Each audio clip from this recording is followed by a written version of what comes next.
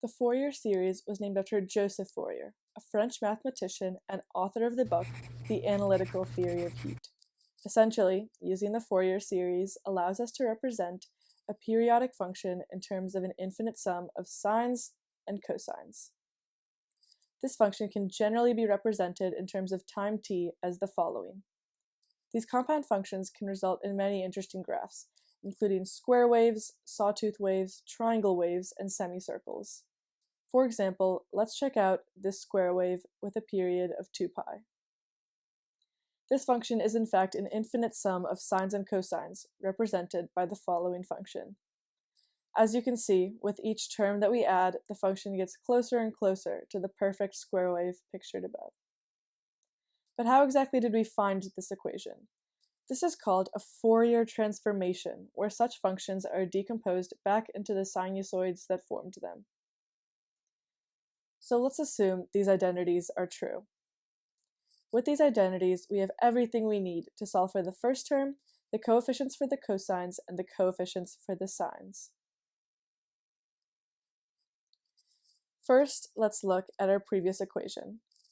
To get the first term, let's start by taking the integral of both sides and pulling the coefficients to the outside.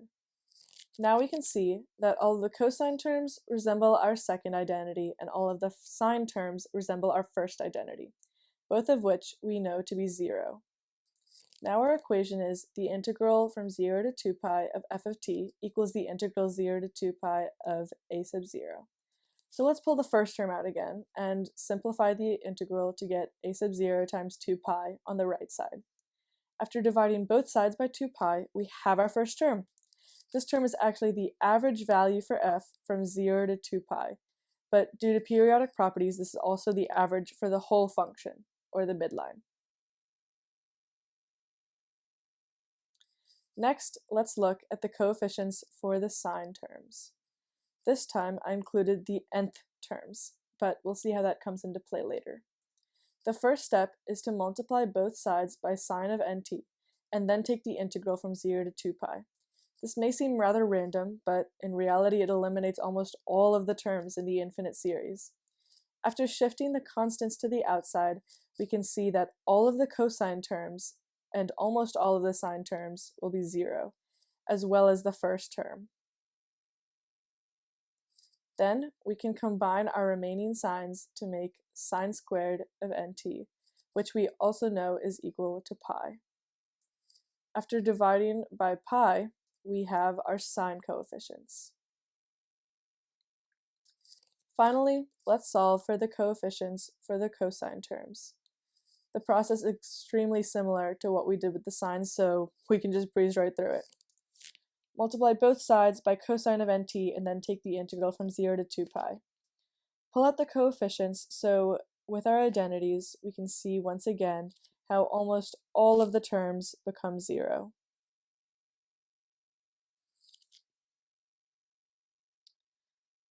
We're left with the integral from 0 to 2 pi of f of t times cosine of nt equals a sub n times the integral 0 to 2 pi of cosine squared nt, which once again is simply pi.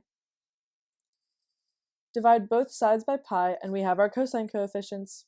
Alright, this is the home stretch, I promise. Going back to our square wave, it's important to note that from 0 to pi, f of t equals 3, and from pi to 2 pi, f of t equals 0. So far, here's what we know. Okay, let's start with the first term, a sub 0. We can split up our 0 to 2 pi integral into two separate integrals, 0 to pi and pi to 2 pi. Plugging in numbers, we can see how the inside simplifies to simply 3 pi, meaning the first term in the equation is 3/2. Next, let's focus on the coefficients for the sine terms. We can split up this integral too and disregard the second half because the function is 0 from pi to 2 pi. After plugging in 3, we get b sub n equals 1 over pi times the integral 0 to pi of 3 sine of nt. Let's pull the 3 to the outside and add a negative 1 over n in front of the integral as well as a negative n on the inside. This allows us to substitute in cosine of nt to be evaluated from 0 to pi. Now we're at an interesting crossroads, because if n is even, then cosine of n pi is 1, making b sub n equal to 0. However, if n is odd, then cosine of n pi is negative 1, making b sub n equal to 6 over n pi. Kind of confusing, but let's move on to the cosine coefficients, because it gets a lot better. Once again, we can split up the integral and skip over the pi to 2 pi one, because it would simply be 0. After adding in our n, we can see that the inside simplifies to sine of nt to be evaluated from 0 to pi, both of which are 0. Wonderful, that means that all of our cosine terms have been cancelled out. Therefore, our final equation for the square wave is the following. The exact same one that we originally saw. After all that math, take a step back and take a breather.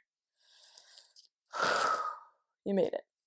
So we've extensively covered all the math, but why is it even useful in the first place? The Fourier series and Fourier transformations have a wide variety of uses, including quantum mechanics, optics, electrical engineering, signal processing, image processing, econometrics. The list goes on. One of the simplest examples is the application of Fourier's mathematics in sound vibrations and acoustics. If you were to play the note C on an instrument, you could graph the pressure of the air next to the instrument versus time to show the relative wavelength of that note. A C has a frequency of 260 Hz. You could make a similar graph by playing an E note with a frequency of 330 Hz, making its period somewhat shorter than C's. But what would happen if you were to play them together? Maybe some skilled musicians can pick out the two notes, but as we add more notes to the chord, it would become harder and harder to distinguish. This is where the Fourier series can help us. By plotting a pressure versus time graph of the chord and applying a Fourier transformation, we can decompose the chord's function into the individual notes that it was comprised of. Overall, the Fourier series is a pretty interesting topic, and there's so much more that I wasn't able to cover with this short video. What once was a small thought in a 19th century mathematician's head has become a wide branch of math, including real analysis, complex analysis, harmonic analysis, and so much more. To learn more about the Fourier series and related ideas, check out these links.